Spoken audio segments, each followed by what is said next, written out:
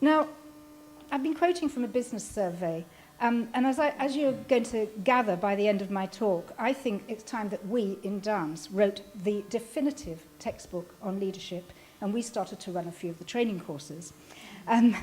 Most of the training in leadership has been built on business models, but I'm wondering really whether business models are relevant today. Will Hutton, who runs the Work Foundation, wrote recently in an essay called The Landscape of Tough Times that the period from Enron's collapse in 2001 to Lehman's bankruptcy in 2008 was the high water mark for what a growing number of business thinkers, leaders and commentators now regard as an era of profoundly misguided corporate leadership and disintegration of important business values.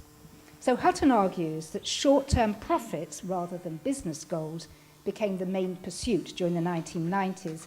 In other words, numerical targets were seen as being of more importance than people engagement, innovation, and cultivation of customers.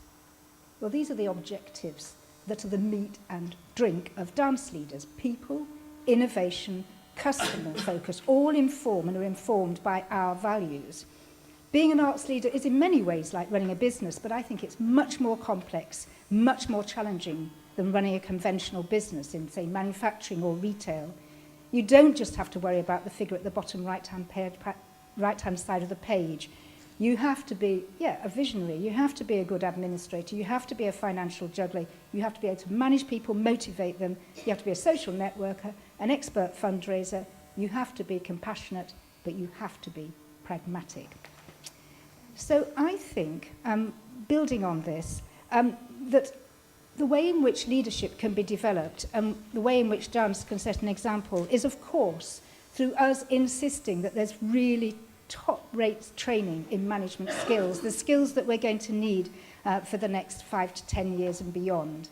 But also, from my experience at CLAW, I think it's important that leaders are developed as individuals and that each person will have particular needs.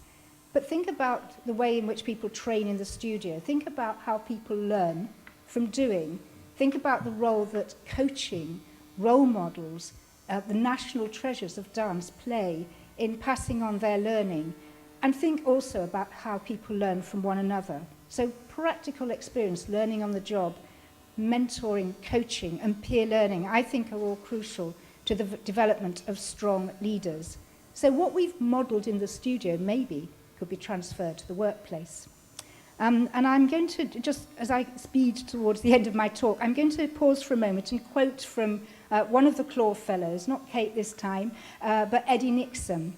And Eddie was reflecting recently on what learning he had taken from the studio and how he tried to apply that as he developed into a new role, now director of the Place Theatre.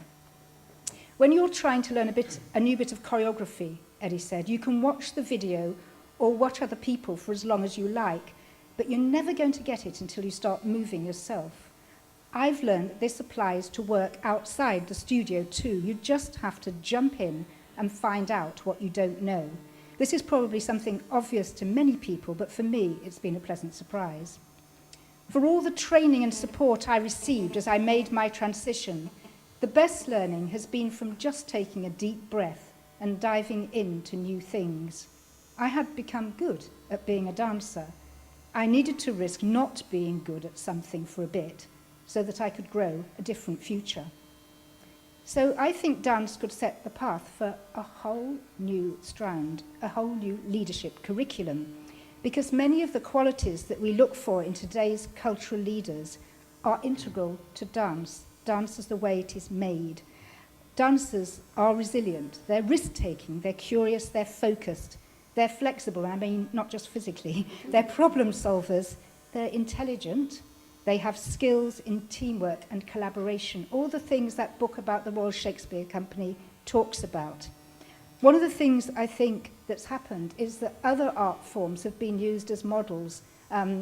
I'm tired of hearing about orchestras, they're great. But the conductor as a leader is something that's been used time and time again. But I think the new leadership paradigm is more subtle and more complex than that. So I think one of the things that dance has in plenty is humility. And perhaps sometimes dancers are too humble. So now's the time to step up, to be confident, and to set a new curriculum for leadership.